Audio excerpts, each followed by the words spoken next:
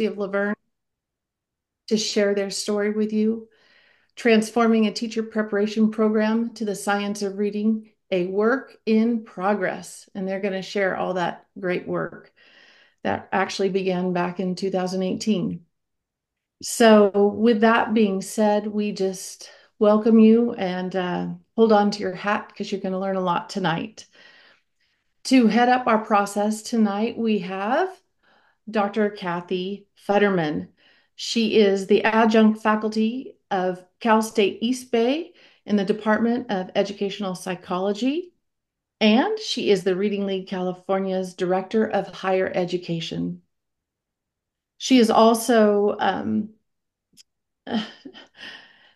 she's, in addition to that, she is being the district-wide dyslexia and literacy education specialist with Mount Diablo USD. And Dr. Futterman was selected by California State Superintendent as a work group member for the California Dyslexia Guidelines and also part of California's Comprehensive Literacy Plan team. That's a mouthful. Thank you, Dr. Futterman, for leading this discussion tonight, and I hand it over to you. Thank you so much. And thank you to everyone who's here tonight to join us for our first ever higher education webinar for the Reading League California. We are thrilled to have three outstanding educators from the University of Laverne. I'm going to introduce them to you. We have Dr. Amber Bouchard, who is the Associate Professor and Chair of Inclusive Education Program at the University of Laverne.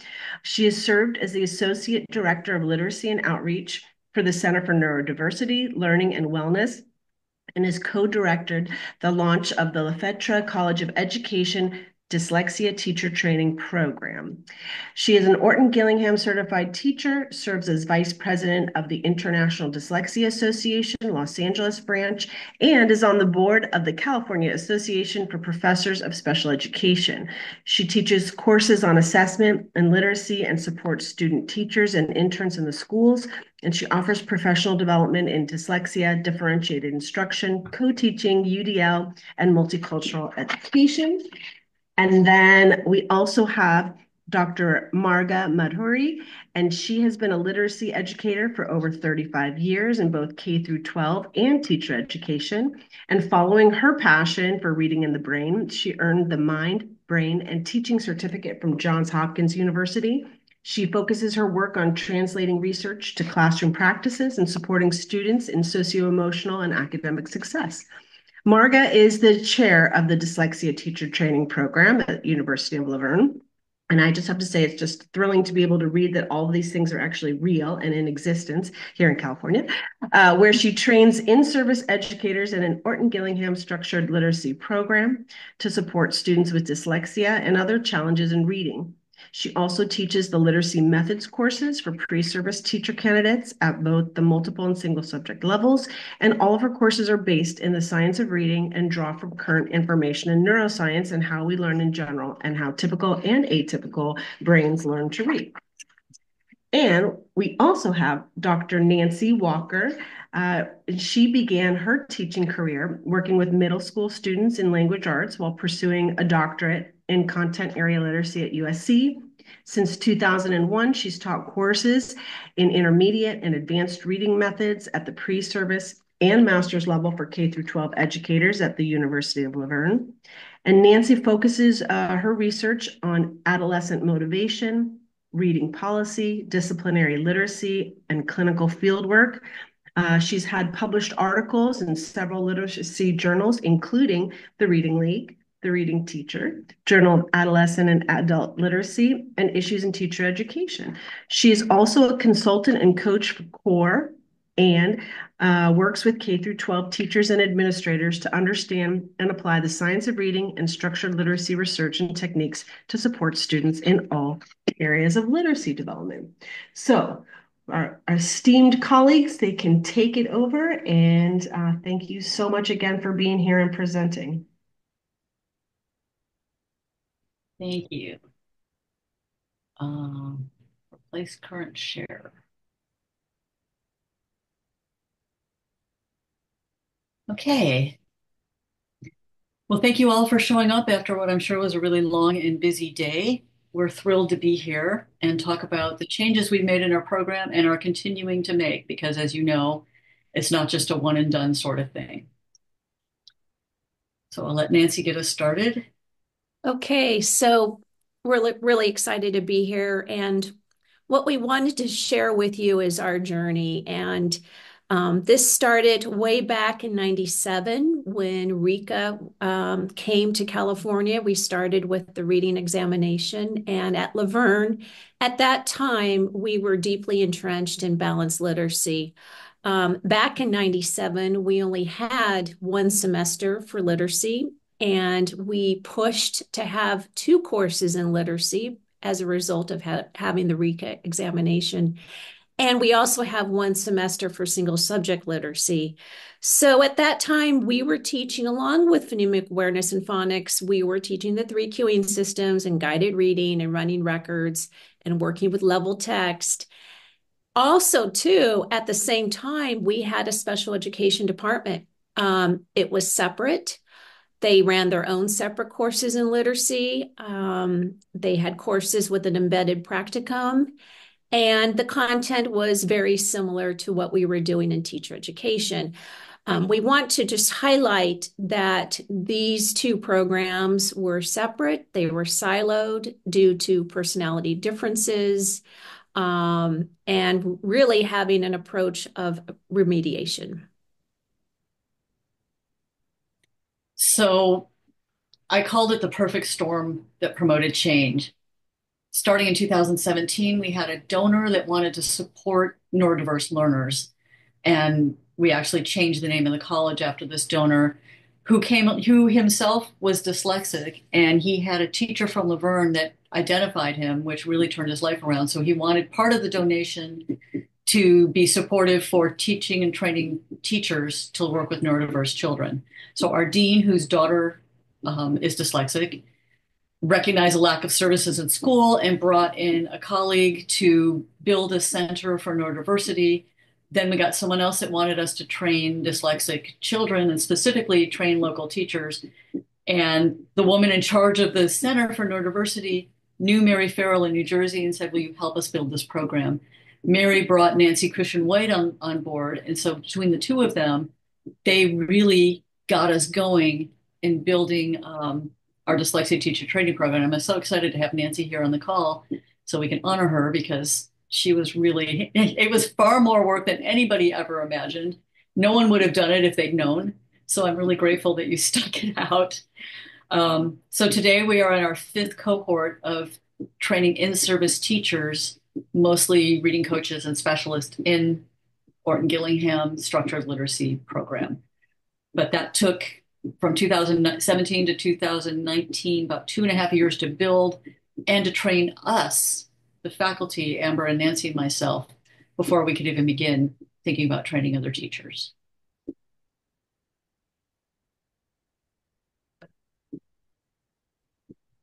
Okay, so this story has lots of layers, and while that was going, we also were doing a concurrent transformation for inclusive education. And this is really essential because right now, the state of California specifically is expecting teacher training programs to shift everything instantaneously to these new standards and this new approach that we know is the best approach. But for us, it started way before that with relationships and building knowledge. So with the support of our dean, whose daughter had dyslexia, we began to integrate our credential program. So we went from the separate silos that Nancy Walker mentioned into an integrated program where our students who were earning an ed specialist credential, which in California is ed specialist, but everywhere else is special ed, integrating those students with our gen ed teacher candidates. So that was an issue of equity for us. And we were given a CEDAR grant to help us with that integration, realizing that neurodiversity is not a special ed issue. dyslexia is not a special ed issue, and the teaching of reading is not a special ed issue. Neurodiversity of our students is all of our responsibility. So that really required shifting our lenses and developing relationships. Like when I came to the University of Laverne, everything was separate. The chair who preceded me in special ed told me specifically, do not talk to them. There was a lot of politics packed into that. And I know this is true for lots of other institutions, but we had to get past that. We had to get past that for the sake of our teacher candidates, who were then going to be for the sake of the children in their schools. Even though there was resistance, there were some territorial kinds of beliefs. There was like this belief that special ed is remediation. That type of difference, we had to set those things aside. We began doing things like co-teaching. We began identifying people's expertise. So even though, for example, I came in as the special ed faculty, most of my K-12 experience had been in gen ed and literacy. And Marga and Nancy started to realize that. And they're like, oh, she's not special ed. She is an ed specialist with literacy. And so we kind of began collaborating. And that is a really critical piece to this story, because it's not just revise your syllabi to new standards. It's actually build relationships and recognize the expertise across what we had been organized as silos. To be frank, our university structures prohibited things like co-teaching, because I had to have my course load and the other faculty had to have her course load. So we did some really creative types of things and began building relationships and building bridges across silos, even despite the university structures. Change is hard. It really comes from the heart. And even when people were like, wait, what the? You're doing this? We're like, yes, we are.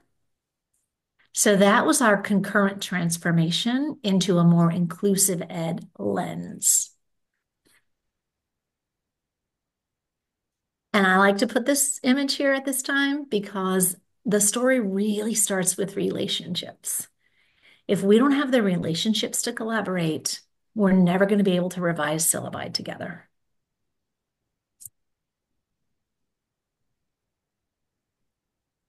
Okay, so in building our Orton Gillingham program, we had to identify people willing to do it, and there weren't very many. Actually, we started with 4 and lost several on the way. So we had been teaching literacy, Nancy, Amber, and I, for years, and we thought, okay, that this is fine. We know about phonics, we know about phonemic awareness, we know this stuff, and we had no idea what we didn't know. Same thing, what I said about Nancy Cushman White applies to us. If we'd known what it was going to take, it's likely we wouldn't have done it. So sometimes it's better just not to know. There were definite growing pains. It was very difficult to start learning this content and start practicing the practice. We were building the program, building our lesson plan, building the structure, tutoring kids, all on top of our normal workload. So it wasn't like they gave us a break and some time off for this. It was just added on to what you're already doing. And it was very, very difficult. We had a colleague whose daughter has dyslexia and other learning challenges who said, my daughter, Nancy came down to model what this looked like. She's like, my daughter's special needs would never want to be taught this way. This will never work. So we definitely had some pushback, and we had, faculty that wanted nothing to do with it. But we were dedicated and we were committed. So we began the training in 2018, and then the 3 of us started doing practicum working with kids in 2019. And so that practicum involved participating in lectures 3 hours a week for a year, and then tutoring our students about 10 to 15 hours per week.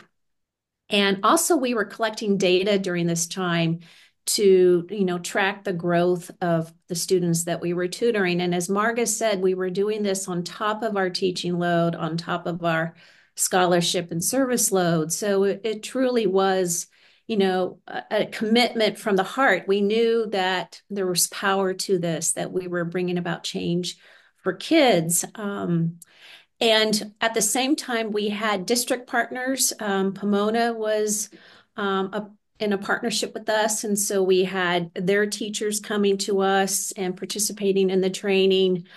And we also were working with our adjunct faculty too. So as Amber alluded to, the shifting of the lens, that was, challenging. It was tricky.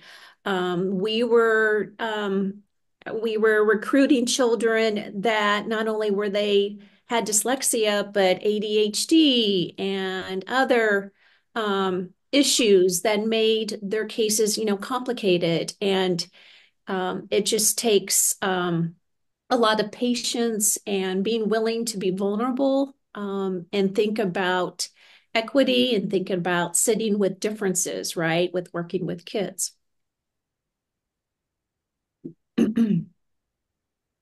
So some of the challenges, and we were building the plane while we were flying it. Amber alluded to the prohibitive university structures. None of this counted as our load, so it was on top of. Then there was some faculty reassignment and shifting roles. So within this, things changed. Amber became chair of the special ed program, and it was just too much to bear. So two of our Amber and Nancy both sort of shifted away from doing the dyslexia program, but because they'd already gotten the knowledge and the experience and the in-depth background, they could take that to the special ed and take that to the literacy methods courses, which really, I mean, when the literacy standards came out, we were already deep in this. So it worked out to our advantage just sort of by chance that we were already ahead of the game. So I'm the last, I'm chair of the dyslexia program, not because I'm the best or I know the most, it's just the last man standing here, right? So we got IMSLEC accreditation, which is the most rigorous accreditation. It was very, very challenging, but because Nancy Cushion-White and Mary Farrell, who helped build our program, built it on the IMSLEC standards, we didn't even have any revisions. They just said, oh, okay, you're good. Everything we submitted was accepted. So up to date, up to now, we've trained almost 50 educators, some local, some not local. Thank you to Project Arise Reading Intervention Grant. And we've provided free tutoring for over 120 children. And I just want to report, last semester, I worked with 5 teachers in Pomona, and the three of the kids they tutored that we have results from, they started the semester, the reason they were selected for tutoring, because they were in the red for all of the assessment scores, the district measures, the phonemic awareness and the oral fluency and the letter sounds and measuring, all the measures, they were in the red. And after 30 lessons of Orton Gillingham tutoring, all of those kids were not just in the yellow, they were in the green. They were like at level, at benchmark for every one of the things that were tested for. So that's exciting news. And that's why we're doing what we're doing, is we can take these kids and in 30 hours, bring them up to grade level. And we, the teachers talk about increased self-esteem in the class. The kids are reading, volunteering to read out loud. When a pattern comes up, they've learned, they go, oh, I know that word, and it's because this syllable type and blah, blah. So they're really engaging much differently. So that's really exciting.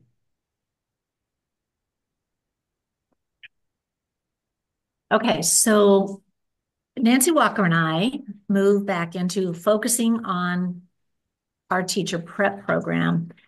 We have an inclusive lens, we have our relationship, and we have that depth of knowledge of Orton Gillingham. Those are all critical pieces to our story. But then we decided, hey, we know enough to get the California dyslexia grant. Let's get that grant, because now we got to get down to the nitty gritty and change our teacher credential courses. But we can't do that without all of our faculty. So we're learning about this literacy standard, right? That the CTC puts out the literacy standards, right? And that was in 2021, guys. That's been 4 years. We're coming up on 4 years for that. But we were aware of it because we already knew what it meant. But I was going at the same time, because Ed Specialist TPA was being built, I was going to some CTC kinds of meetings, and people who are in higher ed teacher prep would say, oh, wait, the literacy standards? I deleted that email. That wasn't for me. That's for my literacy faculty. That one single literacy person, right? Oh, not going to happen.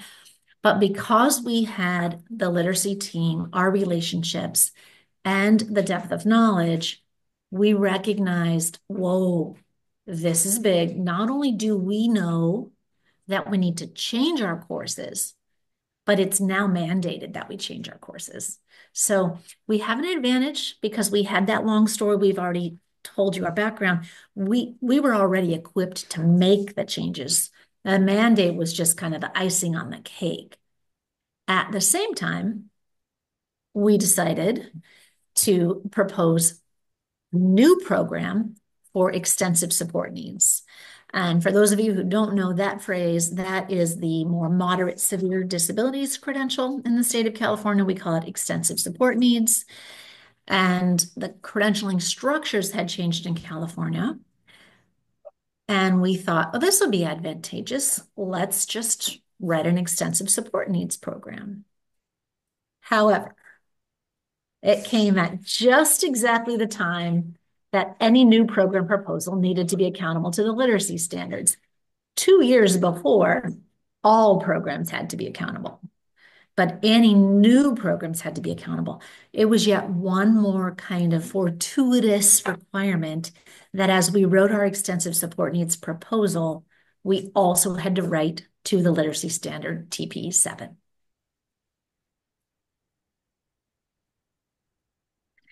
So here's our dyslexia grant happening at the same time Marga's running the dyslexia teacher training program. We have this dyslexia grant money, and we're writing an extensive support needs proposal for a new program. So it really is continuing of the perfect storm.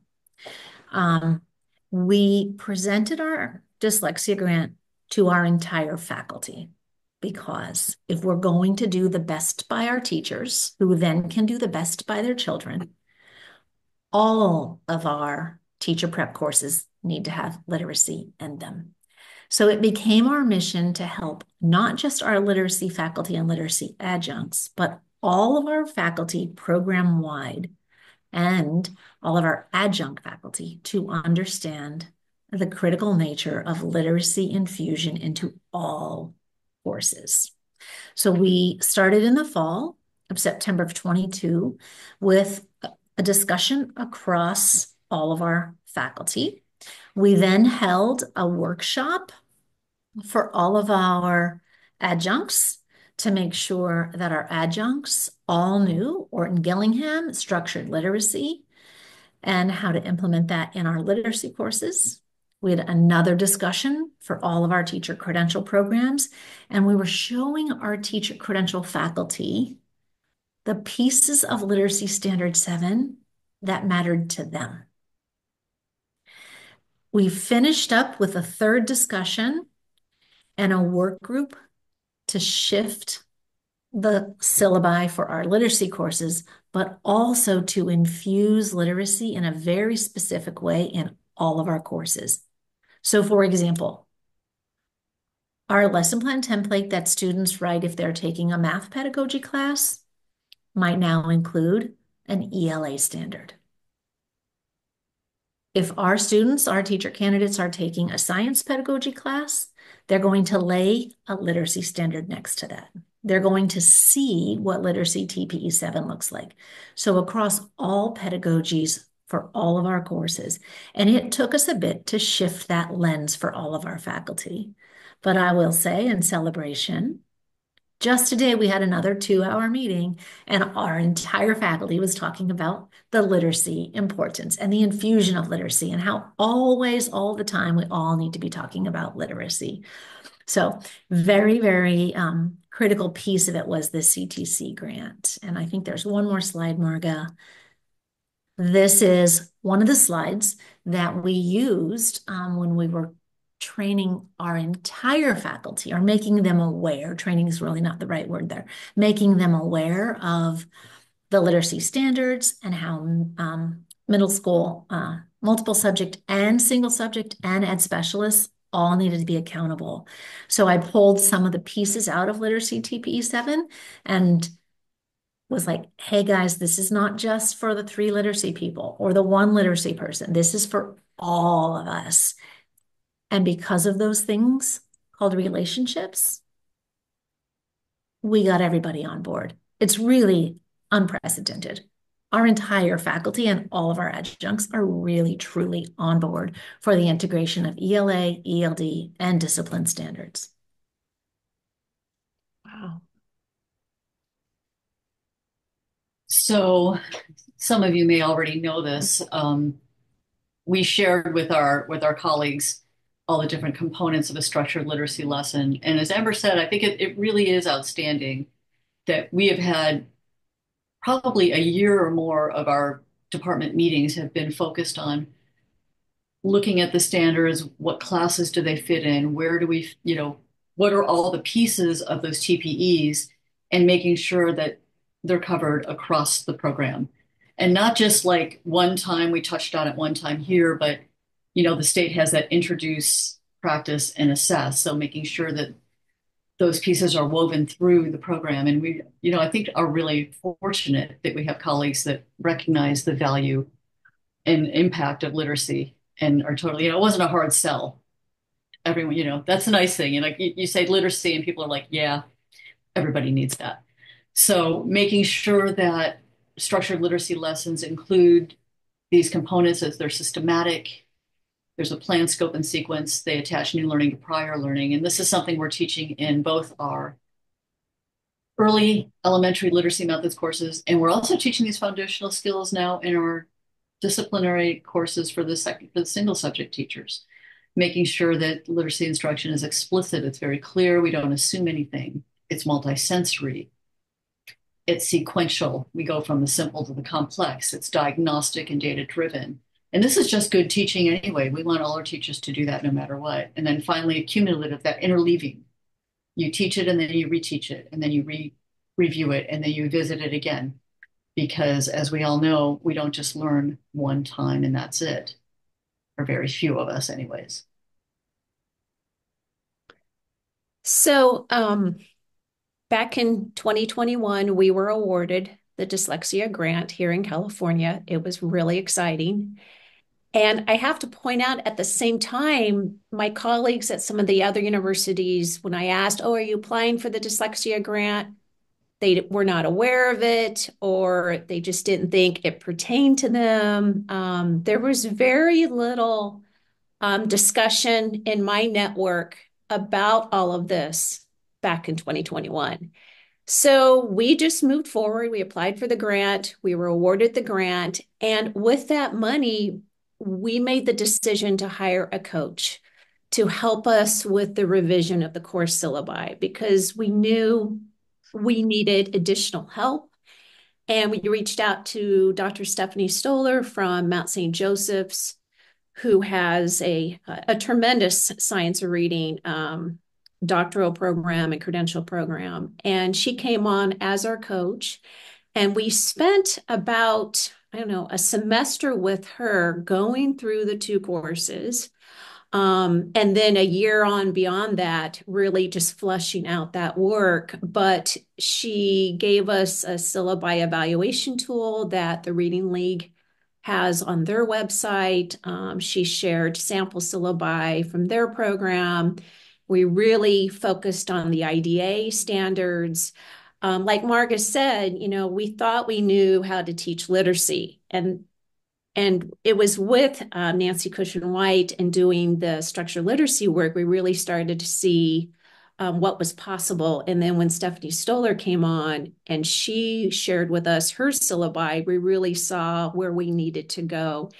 And it took a lot of conversations. If Amber, Marga, and I didn't have the relationship we had, this would never be possible because egos are involved in higher ed, and you have to push the ego aside because it's our candidates that need to have this information that are impacting children. So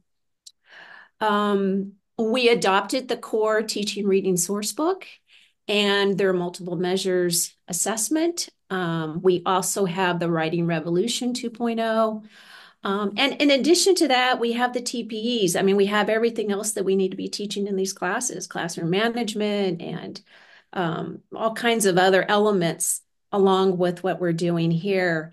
So once we finished the revisions, Stephanie said, you really should reach out to NCTQ and submit your syllabi for evaluation. And we did. And prior to all of this, I think we were rated a D or maybe an F, and now we're an A plus here in California. So really excited about this work.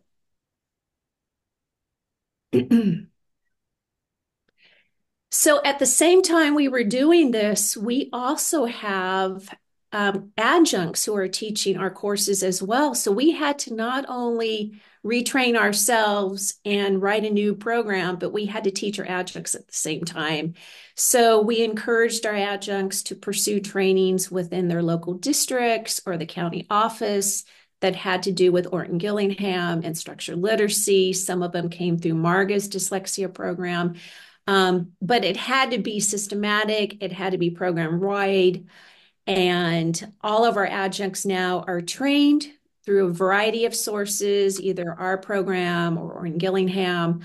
Some of them struggled with letting go of the three cueing systems, memorizing sight words. It takes time to really understand the research, let go of some practices that you might have been doing for a really long time.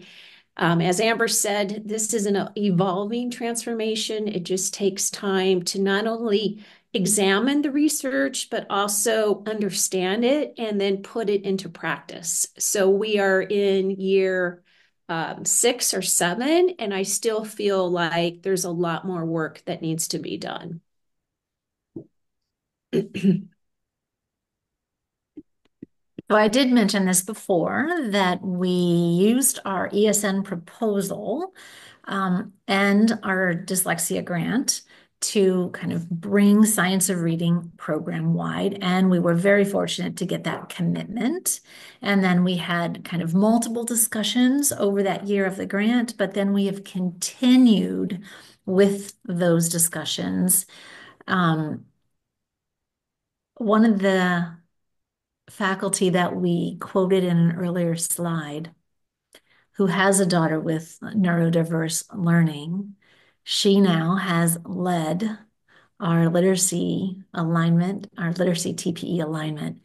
And she was the same one who 6 years ago said, my daughter with special needs would never want to learn this way.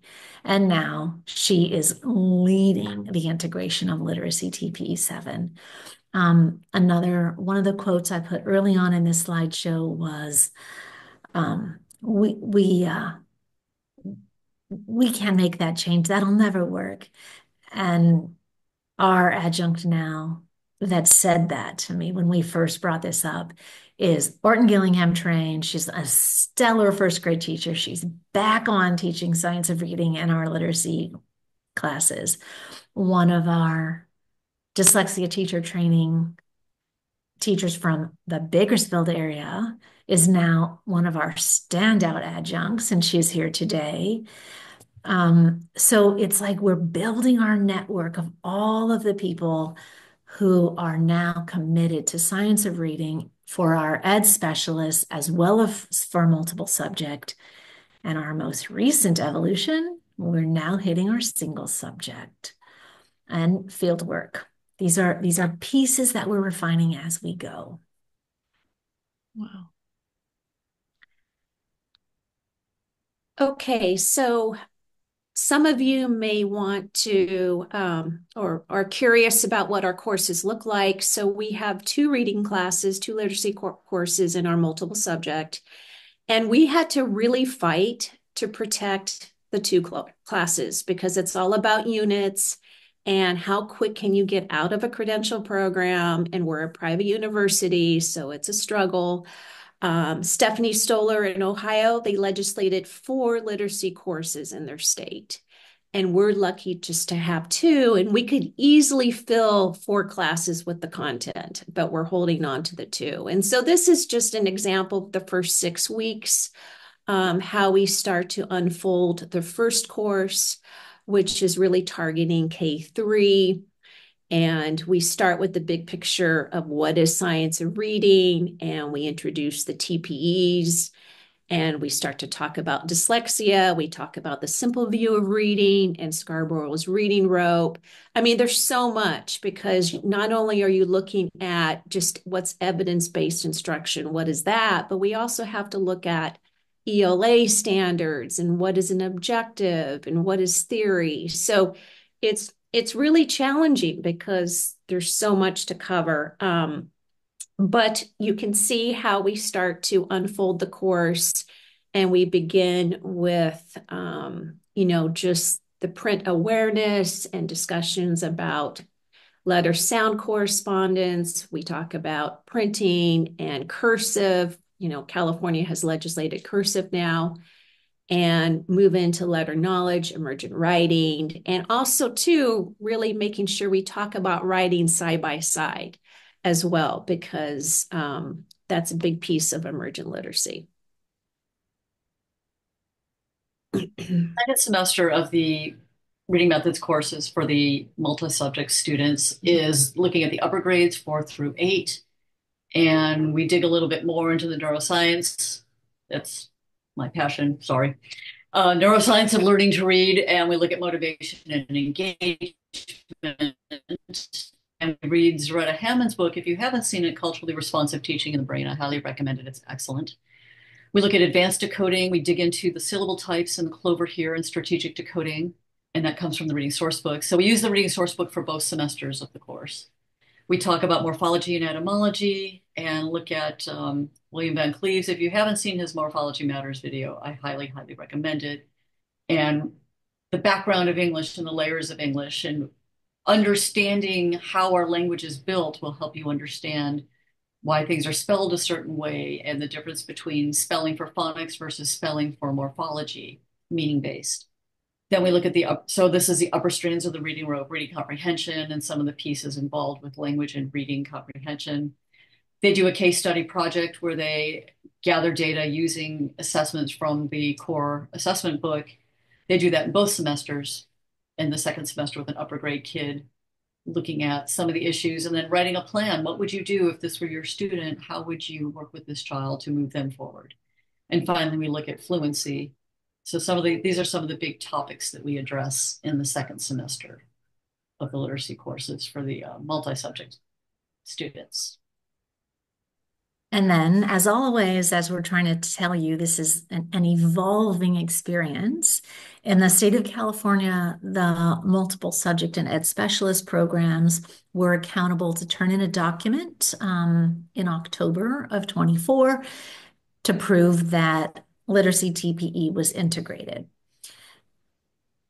Single subject programs are also accountable to it, but did not have to turn in any documentation. So I suspect our single subject credential programs kind of put that back burner. But we were a bit ahead of the curve, so starting in the fall of 24, we went ahead with our single subject and integrated TPE 7, including, because this is in Literacy TPE 7, the foundations of literacy. So this is the first 6 weeks of our single subject. So these are teachers who are becoming social studies, PE, theater, math, science, and ELA, but at the secondary level, typically, some of those might teach, some of our single subjects might teach elementary, but we started integrating this content for them as well. So we start by talking about what is disciplinary literacy.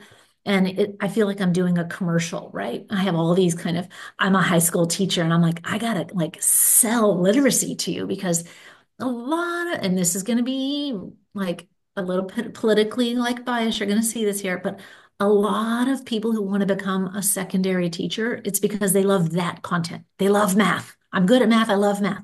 They don't even think about literacy. I love PE. I'm good at PE. I'm going to be a PE teacher. They don't think about the foundations of literacy. So I almost feel like I have to sell it, right? So I'm selling them disciplinary literacy, literally show them the teacher performance expectations and literacy TPE 7 so that they can see the state is requiring that you know this, not just your faculty member here. They complete the UC-CSU dyslexia modules. They dive into the California dyslexia guidelines. And it's so amazing to me that those teachers who came to become high school teachers because they loved their particular discipline are absolute converts. They're like, wow, well, of course, this is amazing. This makes total sense. They just hadn't ever thought of it. We spend week 3 looking at the ELA standards and the ELA ELD framework. And this is so that no matter what lesson they're thinking about in their discipline, they're always layering in ELA and ELD. And we talk about the 5 themes. So they are thinking about meaning making, they're thinking about expression. How does that fit into your discipline?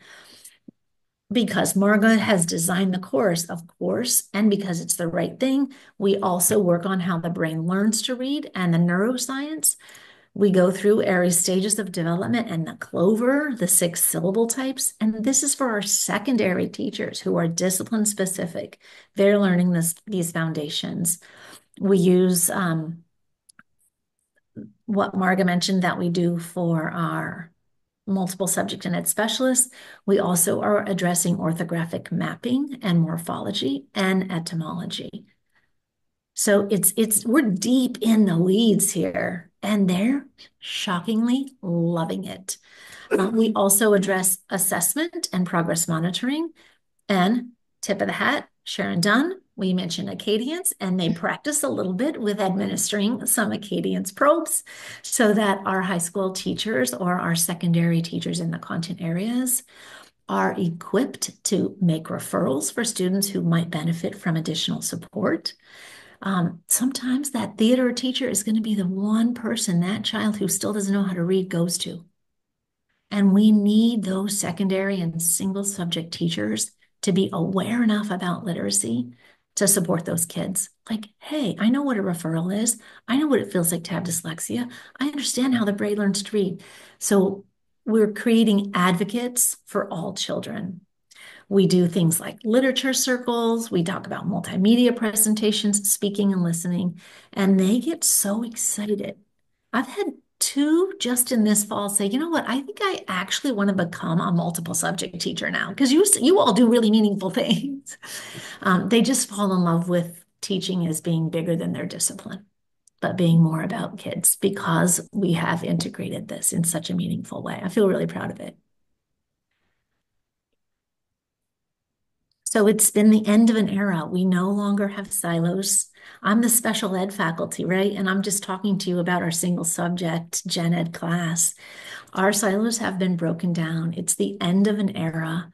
We have joined together with relationships, refreshing our own knowledge, and then like the nitty gritty with the coaching and the IDA knowledge and practice standards. So we feel really proud of ourselves. We're really here to share our story, and we understand that it's a lot more than just revising a syllabi. It really is breaking down silos and working together for the best interest of our teachers, who then will have the best interest of their children.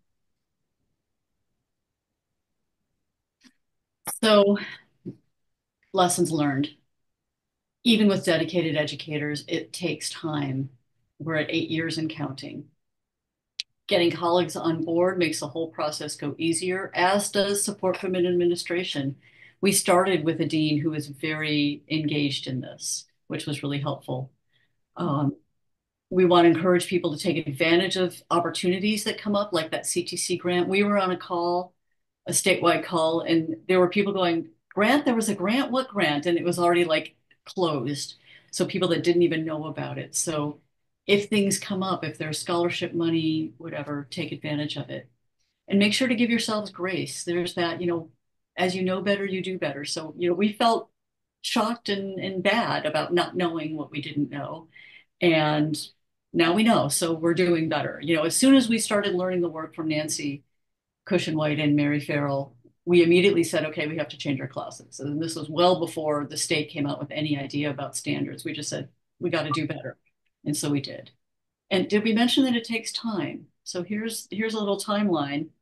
Really this started, like Nancy said, in 97, but formally 2017, and here we are 7.5, 8 years later, still making the difference. So it takes time, it takes effort. That work with Stephanie Stoller, even though we'd already known the stuff, even though we'd already known, it was like, how do you take all the stuff and put it into a 1 or 2 semester syllabi? So having an outsider was very, very important. And then finally, recommendations. What we would love from the CTC is to increase the literacy requirements. We can't keep adding more courses to our program. We won't be competitive. But if the CTC says you need to have 12 units of literacy instruction, then we can do it. Getting our students placed in fieldwork post-COVID has been a challenge. So we love more support in having districts place fieldwork students. We all need to be vulnerable and open-minded.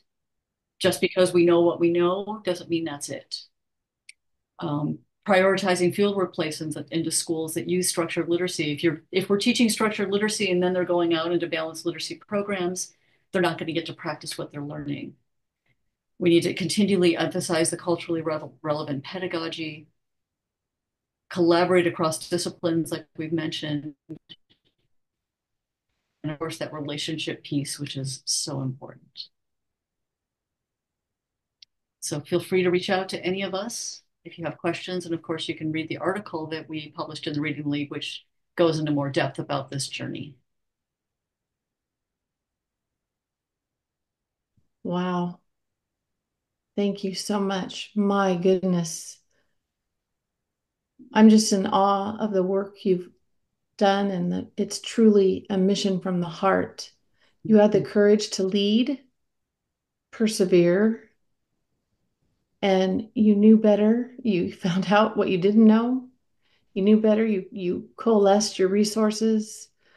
Truly an amazing journey that you're still on. And I just am so appreciative that you have,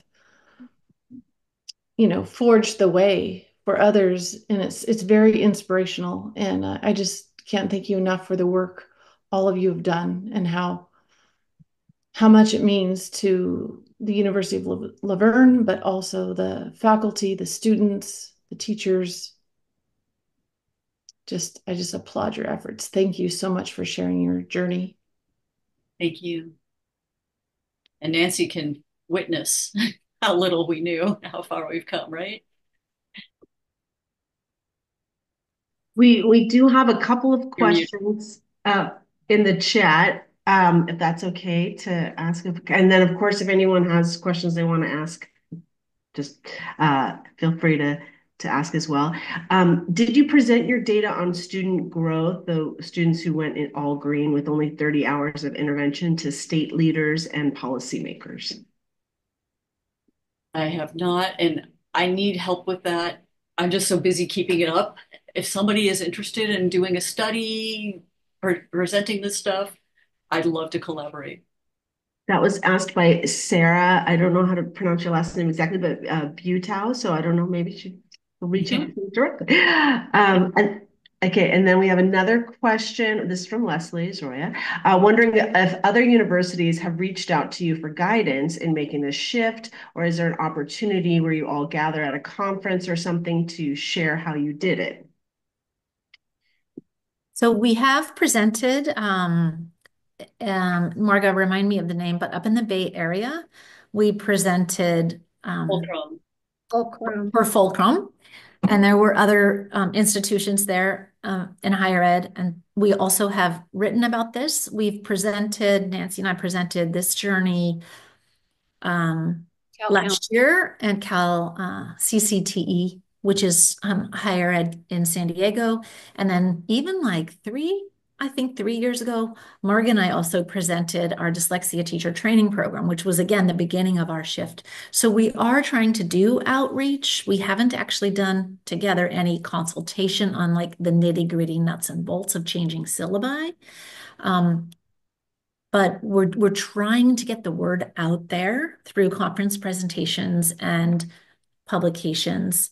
because it's intimidating. We understand that it's intimidating. It certainly was for us. You can ask Dr. Nancy Cushion White. She was like, wait, what? You guys don't even know, that there are 6 syllable types? I literally was a kindergarten teacher and did not know there were 6 syllable types. So there were so many things that we didn't know. Including tears. There were tears. Yes, there were lots of tears. I have national board certification in early adolescent literacy, and I did not know what etymology was. So yeah, there's so much to learn, and we've been trying to share our story so that other people are willing to jump into the mess, jump into the soup, and gain expertise. Oh, You guys, I had a question about the grant money. Is hiring a coach something that could be done without the grant money? How would universities navigate that? I think if your university has funds for professional development or growth inside, I mean, it's all about your dean seeing the value of this work, right? And then being willing to allocate those funds. At our university, we just have so little monies available to do this work. Our only hope was to write for a grant and get external funding to support this work. We just don't have the internal funding. hmm.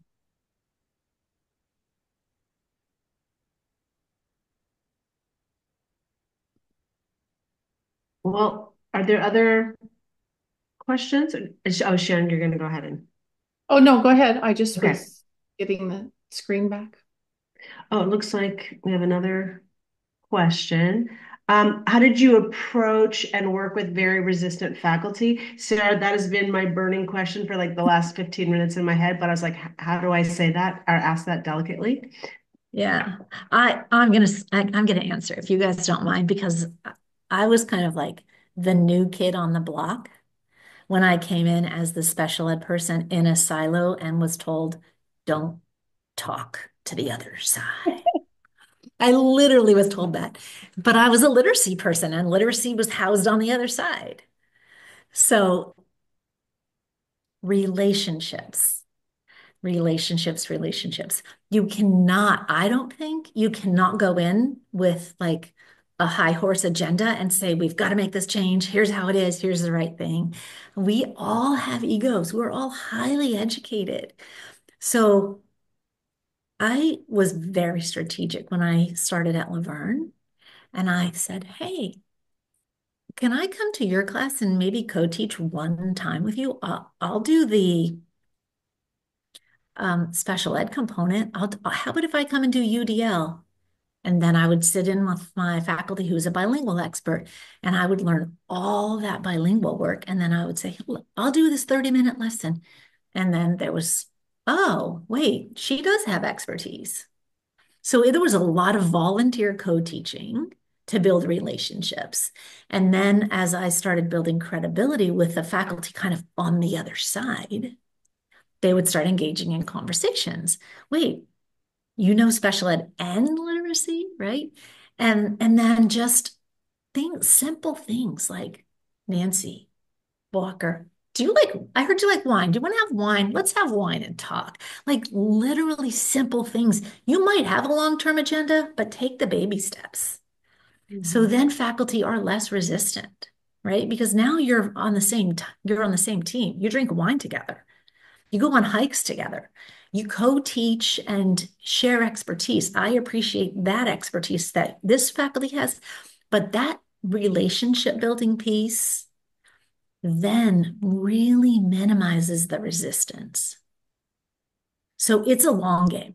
It's a No, long game. yeah.